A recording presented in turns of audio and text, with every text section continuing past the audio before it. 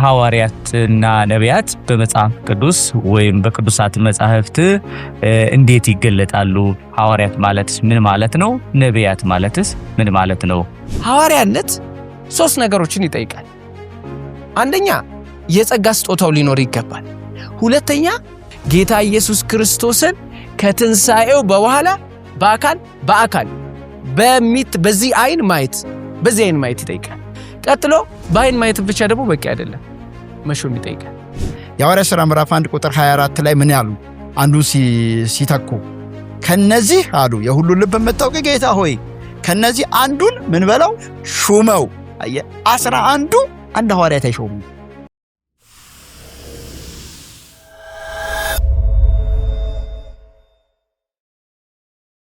ከእግዚአብሔር ከአባታችን ከጌታ ከኢየሱስ ክርስቶስ ጸጋና ሰላም ይብዛላችሁ። ይህ በእውነት ቃል አገልግሎት እየተዘጋጀ የሚቀርበው ሳምንታዊ መርሃ ግብራችን ነው። ጊዜውንና ሰዓቱን ጠብቆ ወደ እናንተ መድረስ ጀምሯል። ዛሬ ደግሞ በተለየ ርዕሰ ጉዳይ ነው የመጣነው። መጽሐፍ ቅዱስ ከሚሰጣቸው ዋና ዋና ትምህርቶች መካከል አንዱን በሐዋርያትና በነቢያት መካከል ወይም ሐዋርያትና ነቢያት የተሰኘውን ርዕስ የሚሰጠውን ትምህርት ለማንሳት ወደናል። ከኔ ጋር አብረው የሚቆዩ ወንድም ጸጋዬ ትእዛዙና ወንድም ሮዳስ አለማየሁ አብረውኝ ያሉ፣ እናንተም ከኛ ጋር እንድትሆኑ በክብር እንጋብዛለን። የጌታ ጸጋና ሰላም ይብዛላችሁ። ወደ መጀመሪያው ጥያቄ ነው የሚሄደው። ወቅታዊም ርዕሰ ጉዳይ ነው። በዚህ በሕይወት ቲቪም በተደጋጋሚ ሲነሳ የነበረ ርዕሰ ጉዳይ ነው። እኛም ይህንን መጽሐፍ ቅዱስ እውቅና የሰጠውን ትምህርት ለማንሳት ወደናል። እግዚአብሔርም ደግሞ ይረዳናል። ስለዚህ የመጀመሪያውን ጥያቄ አነሳለሁ። የመጀመሪያው ጥያቄ ሐዋርያትና ነቢያት በመጽሐፍ ቅዱስ ወይም በቅዱሳት መጻሕፍት እንዴት ይገለጣሉ? እንዴትስ ተነስተዋል? መጽሐፍ ቅዱስ እንዴት ነው የሚያውቃቸው? በሌላ መልኩ ወደዚህ ለመግባት መነሻ የሚሆነ ሐዋርያት ማለትስ ምን ማለት ነው? ነቢያት ማለትስ ምን ማለት ነው? ሐዋርያ፣ ነቢይ የሚሉትን ከትርጓሜያቸው እንነሳና በቀጥታ በመጽሐፍ ቅዱስ እንዴት ይታያሉ የሚሉትን እናንሳቸዋለን ማለት ነው። ከወንድም ጸጋዬ ጀምራለሁ፣ ከዛ ወደ ሮዲ ደግሞ መጣለሁ ማለት ነው። ክብር ለጌታ ይሁን። ደስ የሚል ነው። ሰሞኑ በዚህ ርዕስ ላይ የነበሩ የተዛቡ አመለካከቶችን የማጥራት ስራዎች ሲሰሩ ሰምተናልና ይሄንን ርዕስኛም ደግሞ ለመካፈል ወይም ደግሞ ከእውነት ጋር ለመቆም ጭምር ነው። በእውነት በዚህ ዘመን ከምንም በላይ ከእውነት ጋር አብረህ መቆም የሚያክል የሚያስደስት ነገር የለም። ምክንያቱም እውነት ሰዎች ሲናገሩ ጠላት የሚልካቸው ያንን እውነት እንዲጠፋ ለማድረግ በርካታ ሰዎች እንመለከታለን እና እውነተኞቹ ደግሞ አብረው ነው የጌታን ቃል ደግፈው ወይም ደግሞ የእግዚአብሔርን ቃል ማድመቅ አለባቸው ብለን እናስባለን እና እንዲሁ አብዛኛው ሚዲያውም ላይ እንዳልከውም በዚሁ በሕይወት ቲቪም ላይ እጅግ ሰፊ የሆነና በጣም በቂ ትንታኔዎች ተሰጥተዋል። እንዲሁ የሆኑ ነገሮች ደግሞ እኛም እንዲሁ ለማጠንከር ያህል ለመድገም ያህል ነው አሁንም እንዲሁ ሐሳቡ መስጠት ያስፈለገውና እንዲሁ የሐዋርያትና የነቢያት የጸጋ ስጦታዎችን በተመለከተ ምንድነው የጸጋ ስጦታው? ስያሜው ራሱ ምንድነው? አንደኛ ከአምስቱ የጸጋ ስጦታዎች መካከል ቀዳሚ ናቸው። በዚህም ክፍል ላይ በቆሮንቶስ መልእክት ላይ በኤፌሶንም ላይ ቀዳሚ ሆነው እንመለከታለን። ዓላማቸው ደግሞ እዛው ላይ በግልጽ ተቀምጠዋል። የክርስቶስ አካል ፍጹም ይሆን ዘንድ ነው። አሁን ዓላማው ሲታወቅ ነው አንዳንድ ጊዜ ትክክለኛው ያጸጋ አገልግሎት ምን እየሰራ ነው ወይስ እንዴት መሬት ላይ ወርዷል፣ ዛሬስ እንዴት እየተከናወነ ነው የሚለው ማወቅ የሚቻለው። ለአካል ግንባታ ከሆነ የተሰጠው በትክክልም የአካል ግንባታ እየሰጠ ነው ወይ እነዚህ የጸጋ ስጦታዎች የሚለውን እንድንመለከት ያደርጋል እና ወደፊት መቼም ዓላማውን በደንብ ማየታችን አይቀርም። ግን የክርስቶስ አካል ፍጹም ይሆን ዘንድ ያኔ የተመሰረተችው የበዓለ ሃምሳ ቀን የተመሰረተችዋን ቤተክርስቲያን ራሷ የሆነ ክርስቶስ እስኪረከባት እስኪወስዳት ወይ ሙሽራዋ እስኪወስዳት ድረስ ባለው ሂደት ውስጥ ይችን ጉባኤ የሚጠብቁ የሚደግፉ የሚያበረቱ የሚያቀኑ እነዚህ አምስቱ ስጦታዎች ናቸው።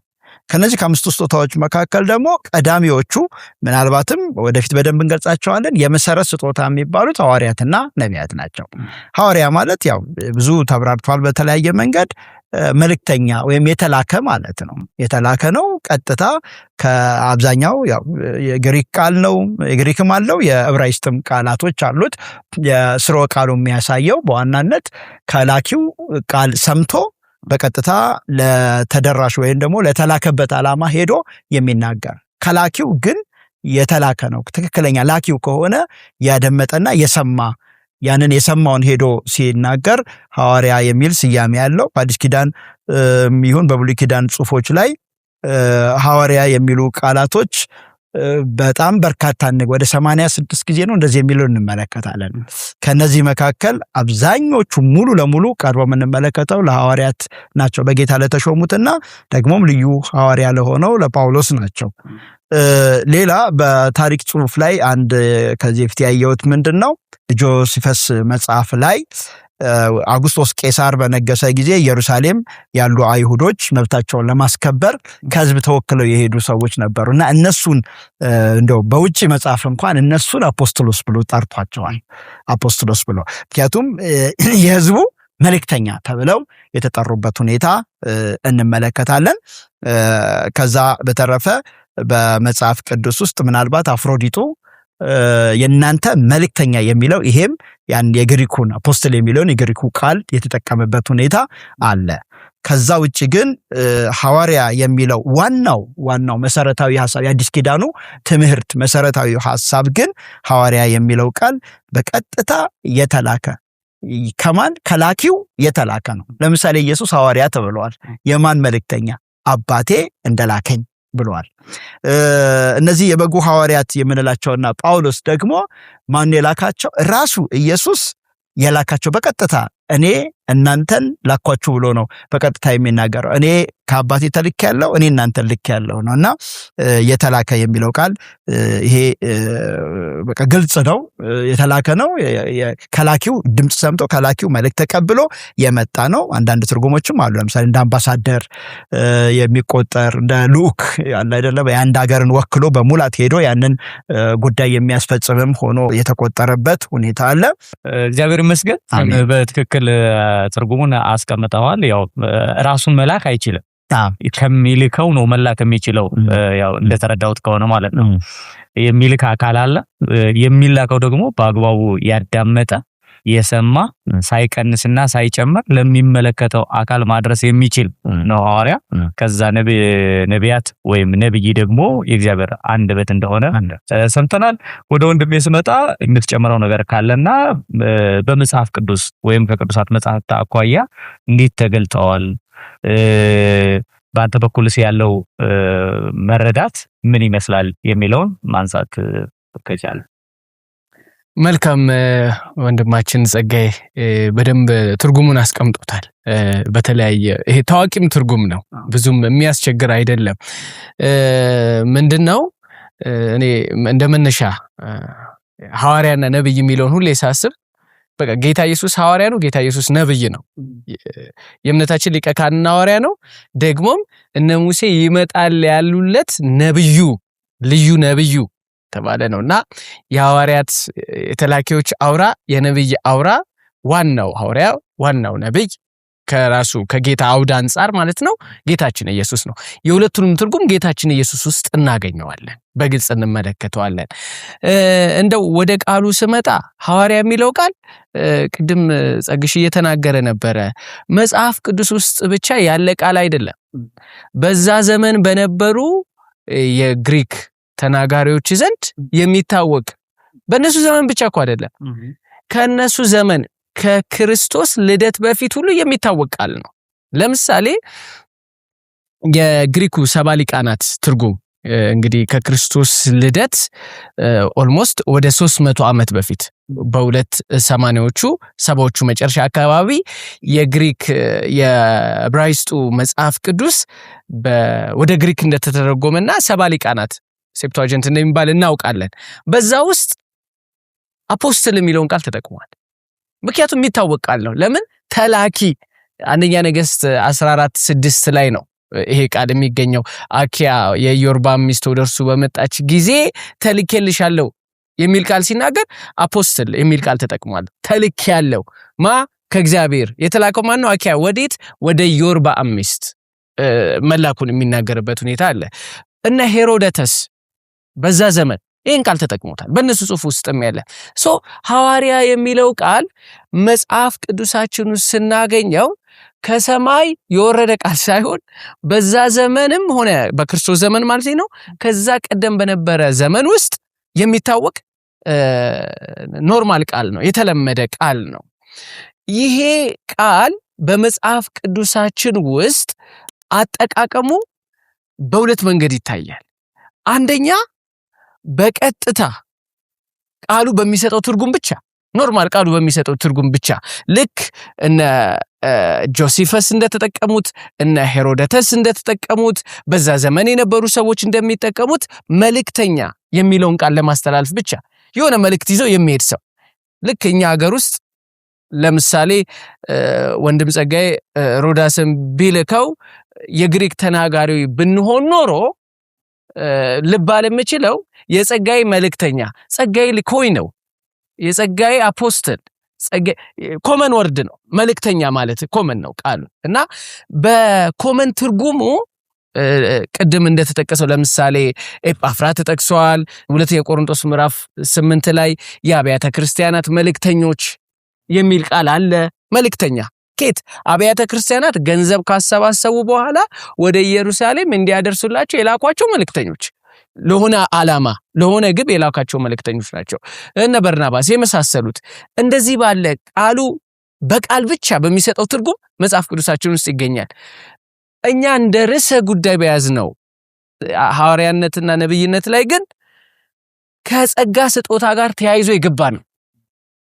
ቃሉ ከኮመን ከሆነው ትርጉሙ ከኮመን ጥቅሙ ከኖርማል ጥቅሙ ወጣ ብለን የጸጋ ስጦታ ውስጥ ልዩ በሆነ ሁኔታ ገብቶ ከምናገኝበት አውድ አንጻር ምንድነው ሐሳቡ የሚለውን የምንመለከትበት ሁኔታ አለ።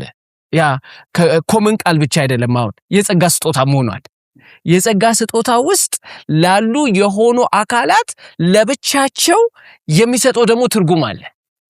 መልእክተኛ የሚለውን አውድ ይዘን ስንሄድ ማለት ነው። ከነብይነትም ጋር በተገናኘ ያው ጸግሻ አንስቶታል። ተናጋሪ ማለት ነው። ለምሳሌ አሮን ለሙሴ ነብዩ ተብሏል። እግዚአብሔር በሙሴ በኩል የሚያመጣውን ሐሳብ እሱ ተቀብሎ የሙሴ አንደበት ሆኖ ሲናገር ማለት ነው። ሙሴን ወክሎ ሲናገር ማለት ነው። ኢቭን ከቃሉ ትርጉም አንፃር ብቻ ሳይሆን በመጽሐፍ ቅዱስ በመናየው አውዳዊ ሐሳቡ ጭምር ማለት ነው። ይሄ ነብይነት መናገር የሚለው ወይ ስለወደፊት ሊሆን ይችላል ወይ ደግሞ የጊዜው ቃል ሊሆን ይችላል። ማለት በጊዜውና በሰዓቱ ላይ ለሕዝብ የሚያስፈልግ ምክር ሊሆን ይችላል። ብቻ በየትኛውም አውዱ ይሁን መናገር ነው። ከሆነ መልእክት ይዞ መጥቶ ማስተላለፍ። ባይዘው ነብይ የሚለውም ቃል በታሪክም አሁን ቅድም እንደተጠቀስኳቸው ሄሮደተስ ምናምን ውስጥም ይገኛል። በቃ የሆነ ሐሳብ የሚተረጉም የሆነ ሐሳብን የሚያብራራ የሆነን አካል ሐሳብ የሚገልጥ የሚል ትርጉም ይዘዋልና እነዚህ ቃላቶች ሐዋርያና ነብይ የሚሉት ቃላቶች በመጽሐፍ ቅዱሳችን ውስጥም በታሪክ ውስጥም የሚታወቁ ነገር ግን እኛ በያዝነው ርዕሰ ጉዳይ ከጸጋ ስጦታ ጋር ለብቻቸው ተነጥለው የሚታዩ መሆኑን ማሰብ ይገባናል። እንደው አንድ ነገር ለማከለያል እዚህ ላይ ከቃል አጠቃቀም አንፃር ቤተክርስቲያን የሚለውን ቃል ማንሳት ፈልጋለሁ። ጉባኤ የሚለው ቃል ኤክሌሲያ የሚለው የግሪክ ቃል የዋለው በክርስቶስ ላመነንና የክርስቶስ አካል ለሆነችዋ ብቻ አይደለም። በቋንቋ ደረጃ ከሆነ ቦታ ተጠርቶ መውጣት በሚለው ሐሳብ ካየነው ሐዋርያ ሥራ ምዕራፍ 7 ላይ እስጢፋኖስ ለእስራኤል ተጠቅሞታል እኮ ከግብጽ የወጣ እና ወደ ከነዓን የሚጓዘውን ሕዝብ ምን ብሎ ጠራው? ኤክሌሲያ፣ ከጠርቶ የወጣው ጉባኤ። ይሄ ማለት አዲስ ኪዳን ላይ ካለችው ኤክሌሲያ ጋር አንድ ነው ማለት አይደለም። ያኛው የክርስቶስ አካል የሆነችውን ኤክሌሲያን የሚያሳየው፣ እዚህ ላይ ግን ከግብጽ ወጥቶ ወደ ተስፋይቱ ምድር በእግዚአብሔር ተጠርቶ የወጣው ማህበር ነው የሚያሳየው። እና ቋንቋ እንደ ቋንቋ ሲገባና ቋንቋው ወርዱ ልዩ መልእክት ይዞ ሲገባ ተለይቶ ነው መታየት አለበት መጽሐፍ ቅዱስ ውስጥ። ሌሎች እንደዚህ ያሉ ምሳሌዎችን ማንሳት የሚቻል ይመስለኛል። በጣም ጥሩ። ለተመልካቾች ግልጽ ለማድረግ ያክል እያነሳን ያለነው የነቢያትና የሐዋርያት በአዲስ ኪዳን ያለውን አስተምህሮ እንደሆነ ለማስገንዘብ ያክል ነው። በብሉይ ኪዳን ያው ነቢያት ነበሩ ይታወቃል። ምንም የሚያነጋግር ጉዳይ አይደለም። በአዲስ ኪዳን ግን የነዚህ ስያሜዎች ወይም ሐዋርያትና ነቢያት መጠቀሳቸው አሁን ካለው ከዘመናችን አኳያ ሲታይ ራሱን የቻለ ሚስ አንደርስታንዲንግ ወይም ደግሞ ብዙ የተሳሳቱ መረዳቶች በቤተክርስቲያን ውስጥ ስለገቡ ይሄን ምን ይመስላል ነው አሁን ወንድሞች እንዳነሳችሁት ስያሜው በየትኛውም ለሚላክ ሰውም እንደገና ለሚናገር ሰውም የተሰጠ ጉዳይ ነው። ከቃላት አኳያ ካየ ነው። በመጽሐፍ ቅዱስ ውስጥ ያሉትን ነቢያት በአዲስ ኪዳን በተለይ ያሉትን ነቢያትና ሐዋርያት ከነዚህ ሰዎች በምን እንለያቸው? በምንድን ነው ሊለዩ የሚችሉት? ምሳሌ ሁሉም ሐዋርያ የሚባል ከሆነ የሚላከው ስለዚህ ሐዋርያው ጳውሎስም ሐዋርያ ነው። ሌላ ሰው የሚላክ ከተገኘም ሐዋርያ ነው ብሎ ከመውሰድ እንድንድን በምንድን ነው የምንለያቸው? እንዴት የጸጋ ስጦታው ለነዚህ ሰዎች ተሰጠ? ጌታ ኢየሱስ ክርስቶስ ወደ ሰማይ ካረገ በኋላ ለሰዎች የጸጋ ስጦታ ሰጠ ነው አይደለ? ኤፌሶን እያለ ያለው። ስለዚህ ይህን ስጦታ የሰጠበት መንገድ ከቁጥር አኳያ ከስልጣን አኳያ መለያችን ምንድን ነው የሚለው አንድ ባንድ እናንሳቸው። ስያሜ አንጻር ያው ቅድም እንደተነሳው ሐዋርያ የሚለው በስም ደረጃ በቀድም እንዳየነው በተለያዩ ጽሑፎችም በታሪክም ተገልጿል። ነብይነት ያው በአሕዛብም እንኳን የነበረ ልማድ አይደለም፣ በደንብ ይታወቃል። አሁን ግን እኛ በመጽሐፍ ቅዱስ ውስጥ የምናነሳቸው ሐዋርያትና ነቢያት ግን እነዚህ ስልጣን ያላቸው እነዚህ ከጌታ የተሾሙት ለቅዱሳን ጥቅም ለአካሉ ግንባታ የሚመጡት እነሱን ነው የምናተኩረው። አሁን አንዳንድ ጊዜ ምን አይነት አርጊውመንቶች አሉ? ሐዋርያ የሚለው በብዙ መንገድ ተብራርቷል። ብዙ አይነት ሐዋርያ አለ ተብሎ እንደውም 5 አይነት ሐዋርያ ብለው የሚያነሱ ሰዎች አሉ። አሁን አይነት ሐዋርያ ሊኖር ይችላል። እኛም ቅድም ጠቅሰናል። ከታሪክ እንኳን አንጻር ላላመኑ ሰዎች ሁሉ የከሌ መልእክተኛ ተብለዋል። ችግር የለውም። ሰው እኮ የሰይጣንም መልእክተኛ ይሆናል እኮ አይደለ? የሰይጣንም ነብይ ይሆናል። ችግር የለውም። አሁን እያነሳን ያለነው በየቦታው ላይ እኔ ነብይ ነኝ እኔ ሐዋርያ ነኝ ወይ መከሌ እንደዚህ ስለሚባል አይደለም። አካሉን የሚጠቅሙት ግን ሐዋርያት፣ አካሉን የሚጠቅሙት በመገንባት ላይ ያሉት ነቢያት ግን ማን ናቸው የሚል ነው። እነዚህ እንዴት ነው ወደ አገልግሎቱ የመጡት? ከገና ከጥሪያቸው ጀምሮ በጣም ክሊር ነገር ነው የምናገኘው። ምንም አንምታታም። ደው ሰው ራሱን ለማምታታት ካልፈለገ ወይንም ቀስ እያለ ይሄንን ስም ያልተገባውን ስም እየወሰደ በመሰረቱ አንድ ሰው ያልተገባው ስፍራ ላይ ከተቀመጠ ምንም ጥርጥር የለውም ነገ የክርስቶስን ቦታ መቀማቱ አይቀርም። ለዚህ ካልሆነ በቀር መጽሐፍ ቅዱስ በግልጽ አስቀምጦታል። ጌታችን ሲሾም እንኳን እንደው ወደ አገልግሎቱ ሲያመጣቸው እንኳን እንዴት ነው ያመጣቸው? በጣም ግልጽ በሆነ ለምሳሌ ሉቃስ ምዕራፍ 6 ላይ በጣም በሚገርም ሁኔታ ሌሊቱን ሙሉ ሲጸልይ አደረ። ሐዋርያትን ለመምረጥ በጣም በእግዚአብሔር ላይ መደገፍ ነበረበት በሰዋዊ ማንነቱ። ከዛ በኋላ ምንድነው የሚለው? 12 አደረገ ነው። ለያቸውና 12 አደረገ፣ ስማቸውንም ሐዋርያት ብሎ ሰየመው ነው። አሁን ለምን አስፈለገ? እውነትስ ጌታን ያመኑት 12 ብቻ ነበሩ ወይ ስትል በጣም ግልጽ የፈለጋቸው ለዚህ ስራ የፈለጋቸው እነዛ ሰዎች ስለሆኑ ነው። የማርቆስንም ስትመለከት እንደውም መረጠ ነው የሚለው። የወደዳቸውን መረጠ፣ ወደ እርሱም መጡ፣ ከእነርሱም 12 መረጠ የሚለው እና ኢቭን እንኳን ይሁዳ በገዛ መንገዱ ሲሄድ ይሁዳ አውቆታል ጌታም ወደ ገዛ መንገዱ ሲሄድ እንኳን አንዱ ማቲያስ የገባበት መንገድ በጣም ጥንቃቄ የተደረገበትና ሙሉ ለሙሉ የእግዚአብሔር እጅ ብቻ ያለበት የሰው ማንነት የሌለበት ሆኖ እንመለከተዋለንና ይህን ስንመለከት ለምንድን ነው በዚህ ልክ በጣም ምንም በማያሻማ መንገድ በጣም ግልጽ በሆነ መንገድ ሹመታቸውን እናያለን። ከዛ ከሱ ጋር የነበራቸውን እነዛ የ3 ዓመታት ቆይታ እንመለከታለን። ራሱ ደግሞ ሲልካቸው እንመለከታለን። በዛው ዘመን አይደለ? በማቴዎስ 10 ላይ በዛው ዘመን ሲልካቸው እንደውም 2 ተልኮ ነው የሚያደርግላቸው። ማቴዎስ 10 ላይ ያለው የመጀመሪያ ተልኮ ወደ እስራኤል ቤት ብቻ ነው የሚላቸው። የሁለተኛው ደግሞ ሞቶ ከተነሳ በኋላ ደግሞ ወደ አሕዛብ ሁሉ ይህንን ግልጽ ተልእኮ ይሰጣቸዋል። ሞቶ ከተነሳ በኋላ ደግሞ ራሳቸው ምን ይላሉ? የትንሣኤው ምስክር ይሆን ዘንድ ከኛ ጋር አንድ ጎሏል ነው ያሉት። እነሱ በዚህን ያህል ከተጠነቀቁ፣ ጌታ በዚህን ያህል እንትን ካለ፣ ሰዎቹን ከለየ፣ መለኮታዊ አቋምና አጀንዳ ከሆነ ዛሬ ተነስቶ ዝም ብሎ ማንኛውም ሰው እኔ ሐዋርያ ነኝ ወይም ደግሞ እከሌ ሐዋርያ ነው ማለት የሚችልበት ምንም ምክንያት የለም። በኋላ እንመለከተዋለን። ማንስ ነው የሚሾመው? ቤተክርስቲያን ሾመች የሚባልበት ሁኔታ እንዲህ እንመለከታለን። ማን ነው መሾም ያለበት? እና ከስሩ ገና ከጅማሬው ስንመለከት ጥርት ያለ ነው።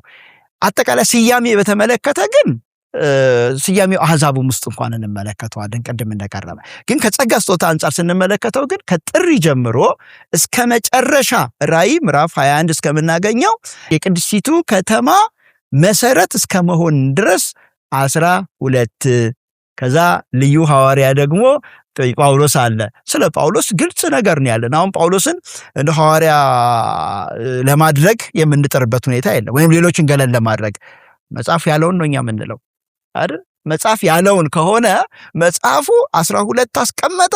ስለ ጳውሎስ ደግሞ ለእኔ የተለየ ቃለው ራሱ ደጋግሞ የክርስቶስ ሐዋርያ ነኝ እያለ በየጊዜው ያውጅ ነበረ፣ ይናገር ነበረ።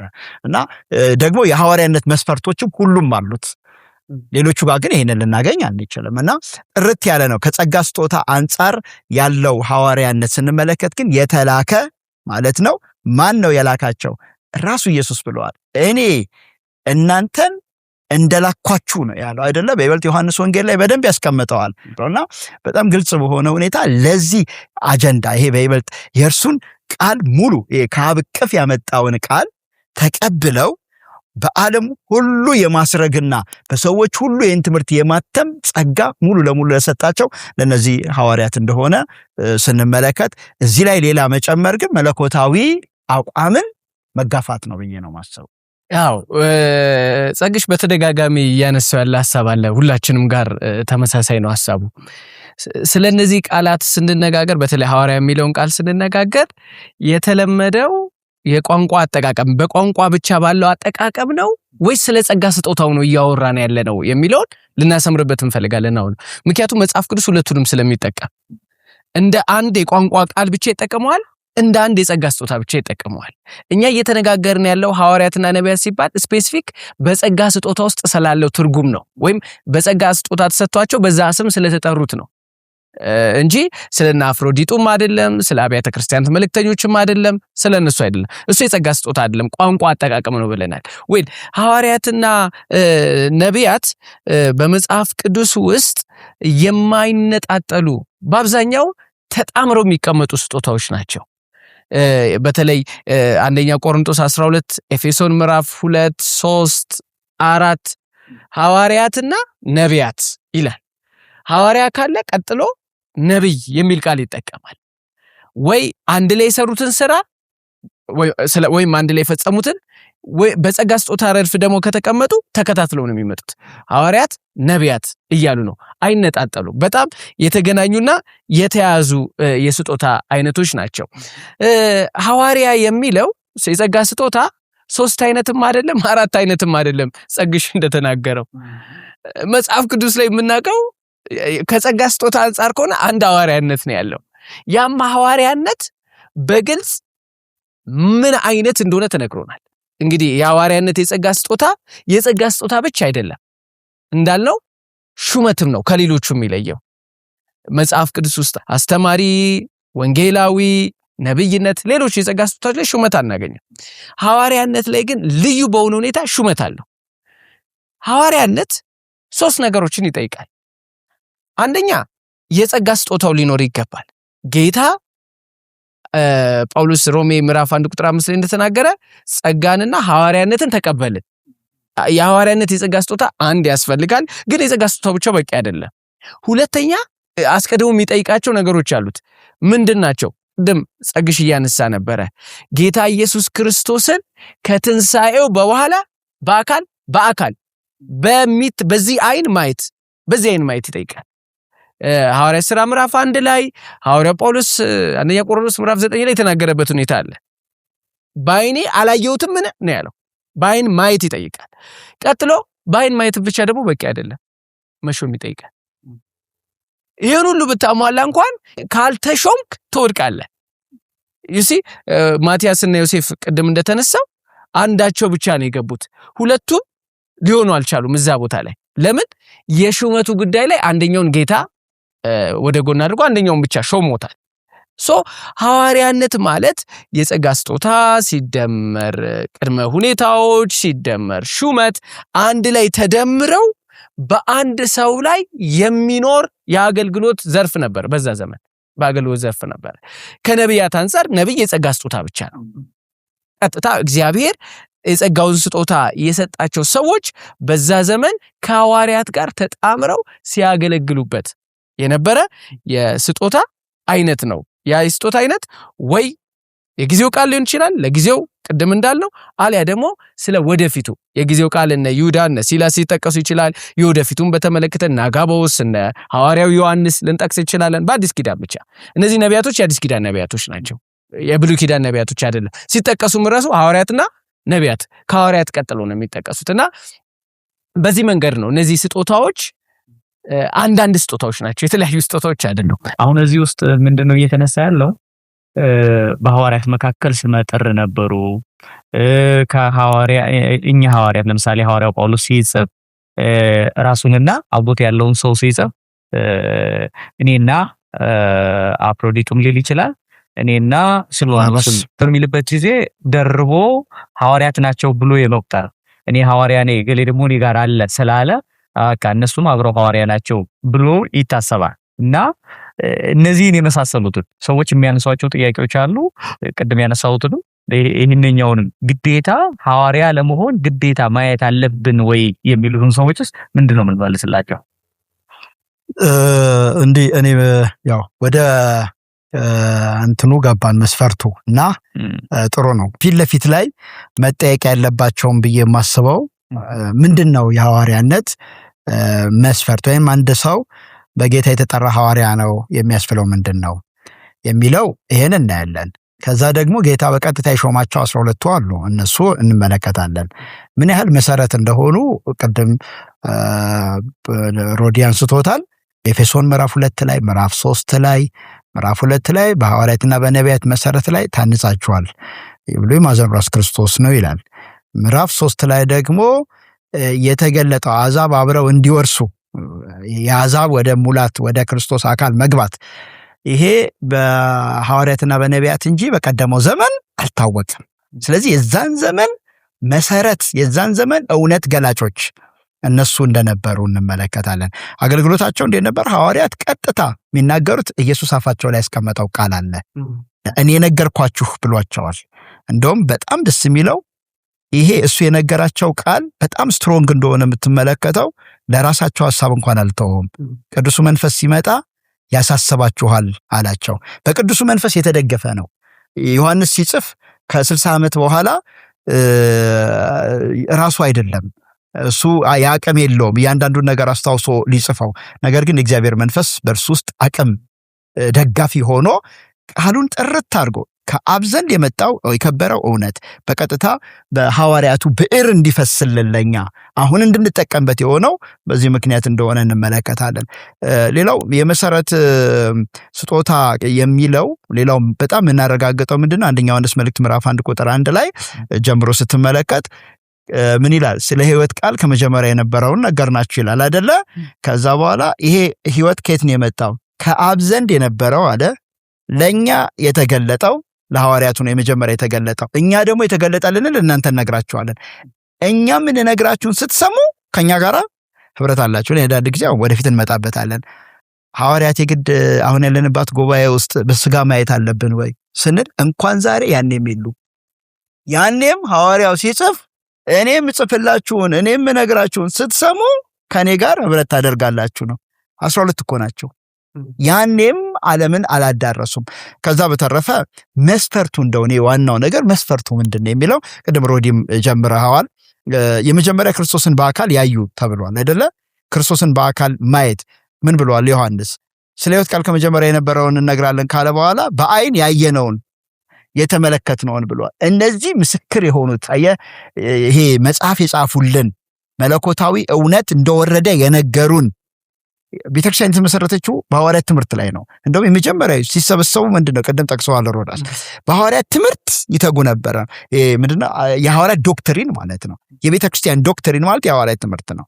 ይሄ ትምህርት የሰነገሩን እነማን ናቸው ስንል ያዩትና የሰሙት። ቀደም በፊዚካል እርሱን ያየ ያልክ ነበር አይደለም? በቃ ያየና ከእርሱም የተማረ የሰማ የጳውሎስ በጣም ይሄ ሁሉም ነገር ያሟላ ሆኖ እንመለከታለን።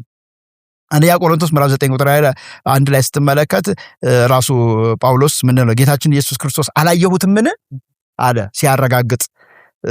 የሐዋርያት ሥራ ምዕራፍ 26 ቁጥር 16 ላይ ምንድነው የሚለው?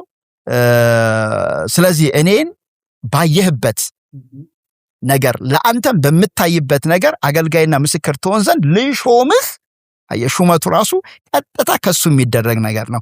ባየህበት ነገር አይተኸኛል፣ ካየኸኝ ካንተ ጋር ከነበርኩ ሐዋርያ መሆን ትችላለህ ነው።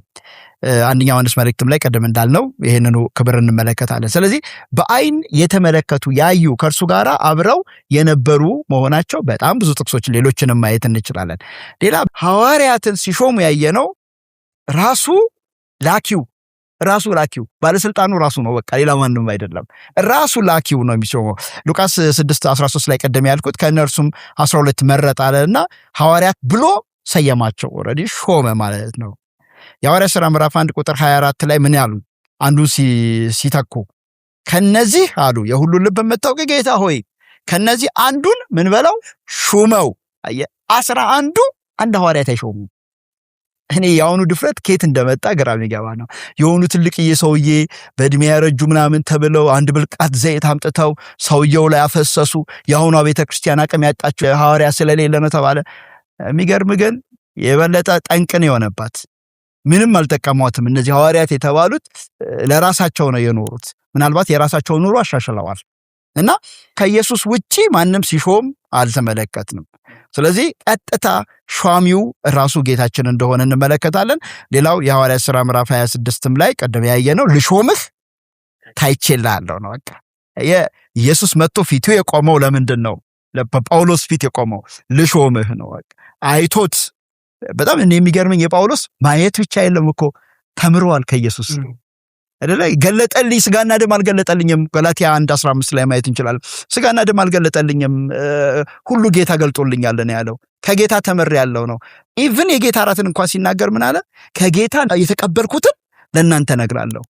እኔ አላውቅም 12ቱ እንደሰጣቸው ለሱም የጌታን እራት ቀጥታ ጌታ ለጳውሎስ እንደሰጠው ማየት እንችላለን።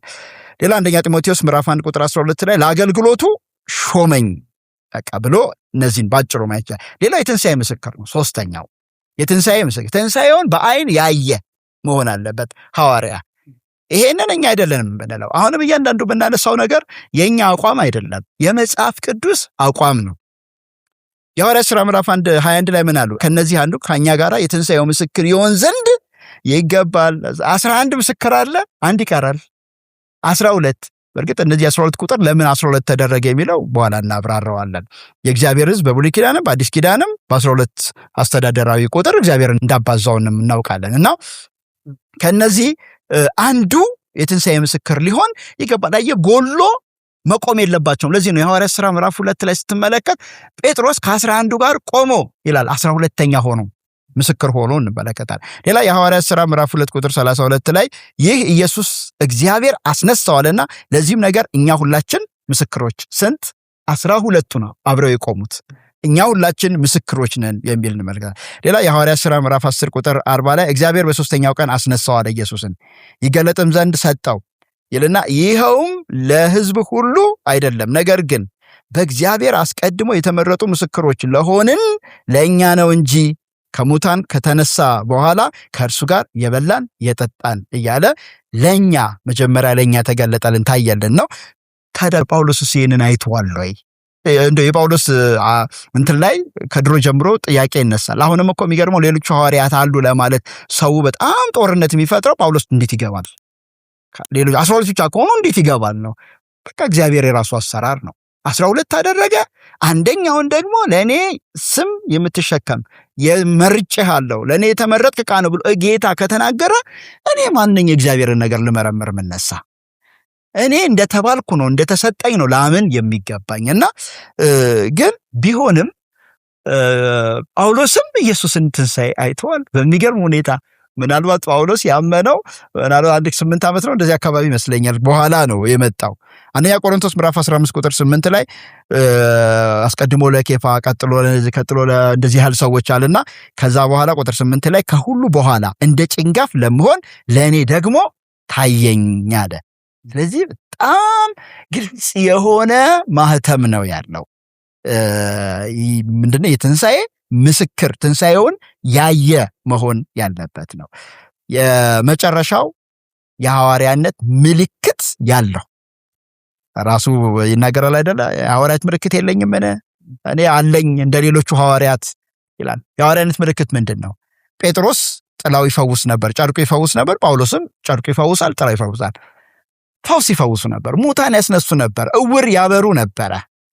እኔ አንዳንድ ጊዜ አሁን ያሉት የተነሱት ስለ ፈውስ ብዙ ያወራሉ፣ ስለ ትንቢት ብዙ ያወራሉ። ይሄ በሳይኮሎጂ የመጣ ትንቢት እልፍ ማንም ይናገረዋል፣ ይሄንን ማንም ይናገረዋል። እና እውነተኛው ትንቢት ግን አለ ካለ የእውነተኛው ትንቢት የሚሰራ የሚያስጠብቅ የእስራኤል ሽማግሌ ቢኖር ዛሬ በብሉይ ኪዳን የነበሩት ቢኖር ስንቱ ነቢይ ነኝ የሚለው ተወግሮ ሞቶ ነበር። የተናገረው ጠዋት የተናገረው እኮ ማታ ሲበላሽ ነው የምንመለከት። እንኳን ረጅም ጊዜ ልጠብቅለት አይደለም። እና በጣም ቅጥፈት ነው። እኔ ይሄንን የሚያቻችሉ ሰዎች ነው ግርም የሚሉኝ። ለወንጌል ቆርጠናል፣ ለእውነት ቆርጠናል እርር እያሉ እየተናገሩ ከዛ በኋላ እንዲህ አይነት ነገር ሲመጡ አለም የለም የሚል ግን ከእውነት ጋር መቆም ግን ክብር ነው።